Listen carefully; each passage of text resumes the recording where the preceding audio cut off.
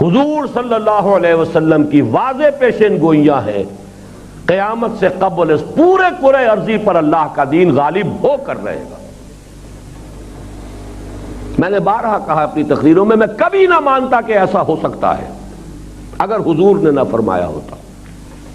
یہ حضور سے پہلے کسی رسول کے ہاتھوں نہیں ہوا، تو اب جبکہ نبوت ختم، رسول ختم، رسالت ختم، اب کیسے ہو جائے گا؟ مجھ جیسے ٹٹپونجی قسم کے قائدین کے ذریعے سے کیسے ہو جائے گا؟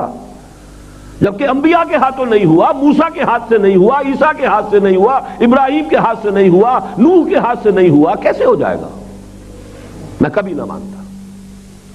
لیکن ماننا پڑتا ہے۔ خبر دی ہے الصادق المصدوق محمد رسول اللہ، لا يبقى على ظهر الارض بیت وبر ولا مدر الا ادخل اللہ کلمۃ الاسلام۔ روایت مسند احمد کی،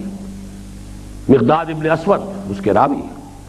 اس روئے ارضی پر ایک گھر نہیں بچے گا، نہ اینٹ گارے کا بنا ہوا گھر اور نہ ہی کوئی خیمہ جس میں اللہ کلمہ اسلام کو داخل نہ کر دے۔ بے عز عزیز و ذل ذلیل، یا تو کسی عزت والے کے اعزاز کے ساتھ اور یا کسی مغلوب ضعیف کی مغلوبیت کے ساتھ، یعنی یا تو گھر والا خیمے والا خود ایمان لے آئے گا، اس کے گھر میں اسلام داخل ہوگا، اسے بھی اعزاز نصیب ہوگا، وَلِلَّهِ الْعِزَّةُ وَلِرَسُولِهِ وَلِلْمُؤْمِنِينَ، اور یا یہ ہے کہ اسے نیچے ہو کر رہنا پڑے گا، چھوٹا ہو کر رہے گا، جزیہ دے گا، اسلام کا غلبہ اسے بھی تسلیم کرنا پڑے گا، تو گویا کہ اس کے گھر میں بھی اسلام تو آ گیا، وہ بدبخت محروم رہ گیا۔ اور دوسری حدیث حضور نے فرمایا حضرت ثوبان سے، اور یہ مسلم شریف کی روایت ہے، ان اللہ زوالی الارض، اللہ تعالیٰ نے میرے لیے پوری زمین کو سکیڑ دیا، فرائت مشارقہا و مغاربہا، میں نے اس کے سارے مشرق دیکھ لیے، سارے مغرب دیکھ لیے، وَإِنَّ أُمَّتِي سَيَبْلُغُ مُلْكُهَا مَا زُوِّيَ لِي مِنْهَا، اور سن لو میری امت کی حکومت ان تمام علاقوں پر قائم ہو کر رہے گی کہ جو مجھے سکیڑ کر دکھا دیے گئے۔